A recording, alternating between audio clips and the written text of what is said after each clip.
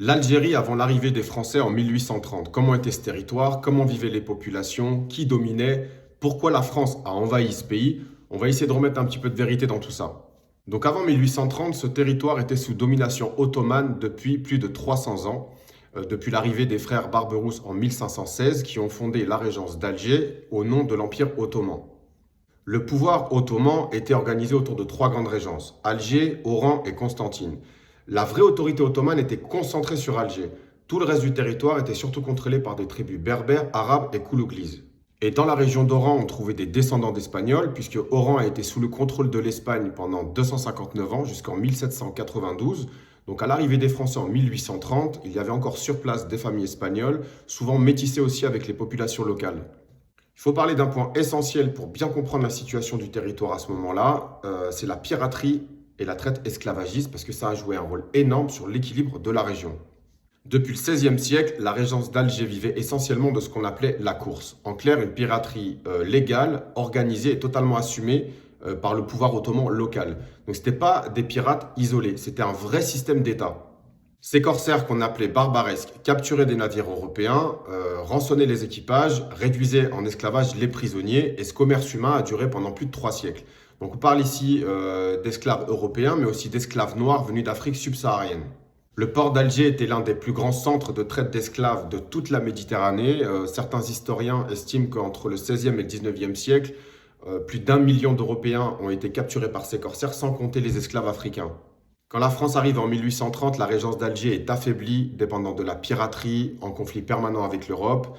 Une des premières découvertes que font les Français en prenant Alger, c'est donc la présence d'esclaves encore détenus dans la Casbah. Et à ce moment-là, ils en libèrent plusieurs centaines.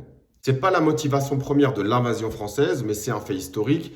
En prenant Alger en 1830, la France met fin à plus de 3 siècles de piraterie méditerranéenne et de traite esclavagiste sur ce territoire.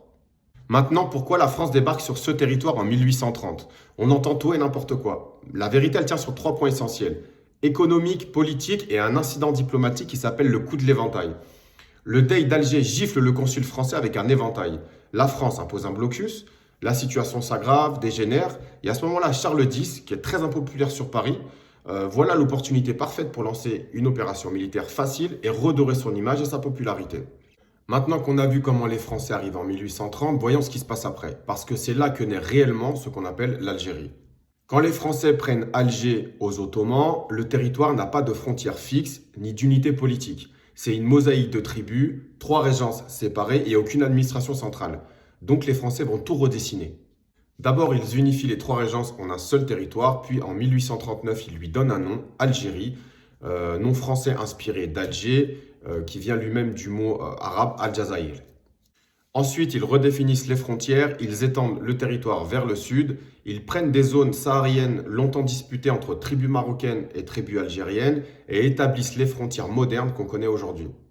Puis commence la phase de construction, routes, ponts, ports, voies ferrées, irrigation, barrages, écoles, tribunaux, hôpitaux.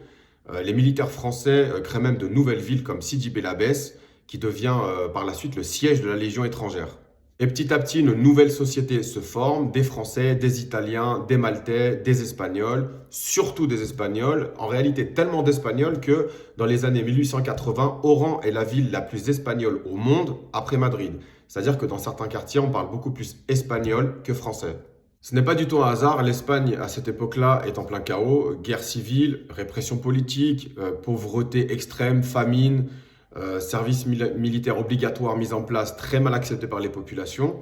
Donc, des milliers d'Espagnols vont fuir vers l'Algérie parce que c'est la destination la plus proche et la plus stable qui leur est proposée. Donc, essentiellement en provenance d'Almeria, de Murcia, d'Alicante.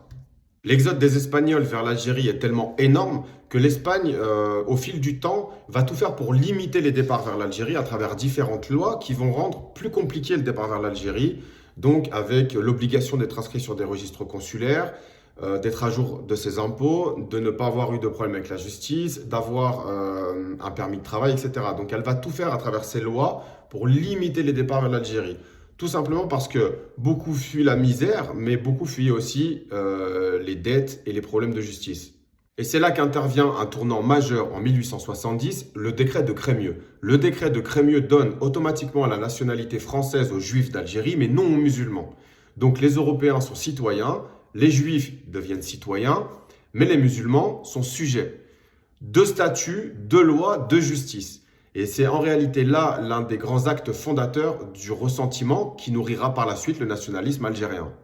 Après le décret de Crémieux de 1870, la France se retrouve face à une autre problématique, qui est la suivante, c'est que la population européenne d'Algérie n'est pas d'origine française, mais étrangère, et principalement, majoritairement, espagnole.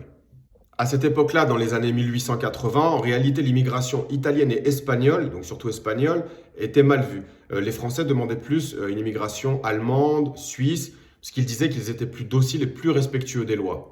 Face à cette population étrangère immense en Algérie, le gouvernement français prend une décision radicale, c'est de mettre en place la loi du sol de 1889. Cette loi dit que tous les enfants nés en Algérie française de parents étrangers deviennent automatiquement français au moment de leur majorité. Ils pouvaient à l'époque renoncer à la nationalité française et conserver leur nationalité d'origine un an avant leur âge majeur, mais à l'époque, s'ils ne faisaient aucune démarche administrative dans ce sens-là, ils devenaient automatiquement français. Donc là, le but, il était clair. Intégrer toute cette population étrangère, la franciser à travers l'école, à travers l'armée, à travers aussi la langue française, et aussi stabiliser le territoire. N'oublions pas que Oran a appartenu à l'Espagne pendant presque 300 ans. Et c'est là que naît vraiment l'identité pied noir, des enfants nés en Algérie de parents étrangers, italiens, espagnols, maltais, qui vont être francisés par l'école, par l'armée, par la langue française, et qui vont s'attacher profondément à leur terre natale.